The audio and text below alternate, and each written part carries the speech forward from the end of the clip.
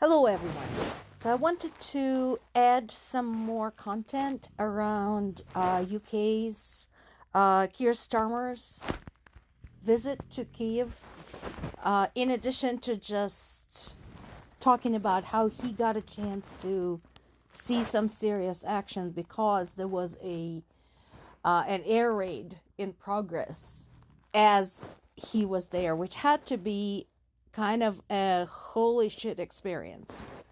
So, what was discussed? Let's talk about this. They discussed the security guarantees. So, this is the ongoing conversation of what happens if Ukraine makes peace with Russia. Where's the guarantee that Russia doesn't just use that time to accumulate more troops and weapons and doesn't attack again? So that was discussed. A 100-year partnership deal was signed, so that's interesting. And notice that last point, the visit comes days before Trump inauguration. So, by contrast to Trump, Starmer never made a promise to end the war in Ukraine single-handedly in 24 hours. What he did, it looks like he studied. And when he was able to organize the visit, because it takes a lot of effort and logistics to move a head of state from one country to another one, especially the other one being in a state of war, he went to see for himself what it was all about. And yeah, it had to be scary because the air defense system, the Patriots, were, working overtime. Among other things, they agreed on a $3 billion annual military aid package, which is very important. By contrast, this is what happens when you make promises about something and you don't know what the heck's going on. Never visited, never read the field reports, and only swallowed a whole bunch of propaganda. For all of Trump's reassurances that he can end this quickly, although the 24-hour timeline is no longer mentioned anywhere by him or his cabinet. People directly involved in this war are not listening. So, several things are happening on the ground. One is Russia's very slow, excruciatingly slow, and extremely painful advance in the east of Ukraine.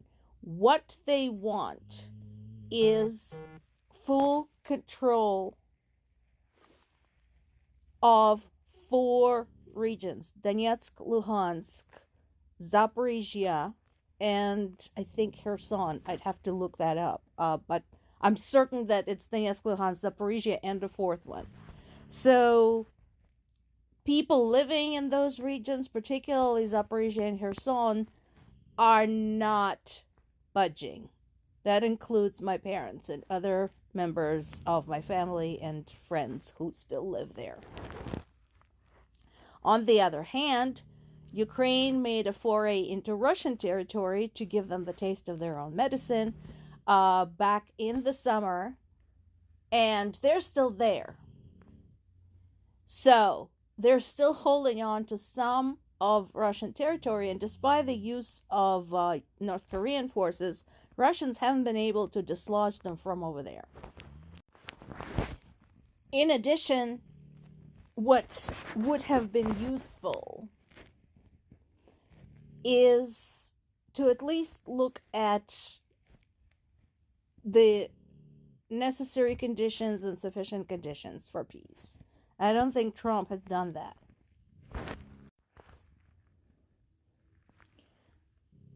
Moscow, like I said, wants control of 4 regions, including portions of the regions that it hadn't invaded yet. Like, for example, it does not have Zaporizhia region. It has like a portion of it. I think it's like half, or thereabouts. It just wants to have the territory handed over to them. It wants to keep Crimea. And it wants Ukraine to never, never, never, ever join NATO. And I suppose they don't want them joining EU either. Ukraine wants Russian soldiers off all of its territory, including Crimea. It wants to join NATO. It wants to join EU. So you can see how that could be a problem when you're dealing with two sides whose goals are directly opposite to one another. So only a complete fucking idiot could assume they can just wave their magic wand and make all of this okay.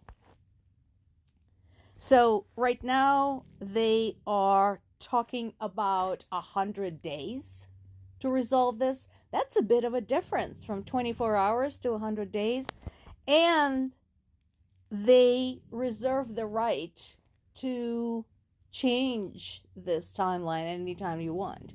As I mentioned before, it's easy to meet the deadline when you set the deadline. And another now typical Russia-Ukraine interaction played out over the last 24 hours. So, once again, Ukraine continues its campaign of precision drone and missile strikes against Russia's military objects, particularly the oil depots. So, for those who are not sure why oil depots, they feed the military. Think about it. Tanks, airplanes, the trucks to transport the troops and their supplies. Hello? They all have to run on something. So, Ukraine had issued a warning to Russia in the past saying, anything that feeds the war is going to be a target. They didn't listen. So these particular two were located in Russia's cities of Tula and Kaluga. And once again, it's not just the damage to Russia's oil industry and Russia's military supplies. It's also part of the psychological warfare.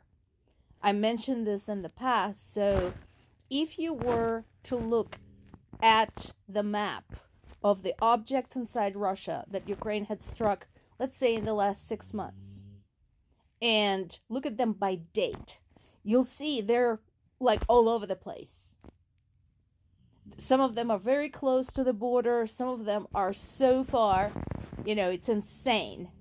Like 1,000 kilometers into Russian territory. So this instills a level of fear among the Russian population because they literally don't know where there's going to be a strike. And even though, as long as, they're living in their apartment buildings and stuff like that and nowhere near these objects, they should be relatively safe. When a big oil depot goes boom, it is pretty damn scary. Not surprisingly, what did Russia do? They retaliated against Ukrainian civilians. Typical. So this report from NPR says 3 people dead in Kyiv after a Russian strike. Now it's actually up to 4. In the typical fashion, they launched a bunch of Shahed drones, as well as ballistic missiles, and fired them all over Ukraine's capital. So a bunch of them were shot down by the air defense systems. So we are waiting to see whether there are any wounded, depending on what got destroyed. This is, like I said, that's turned into a typical scenario. I invite any head of state that doubts what's going on in Ukraine to come visit. Slava Ukraini!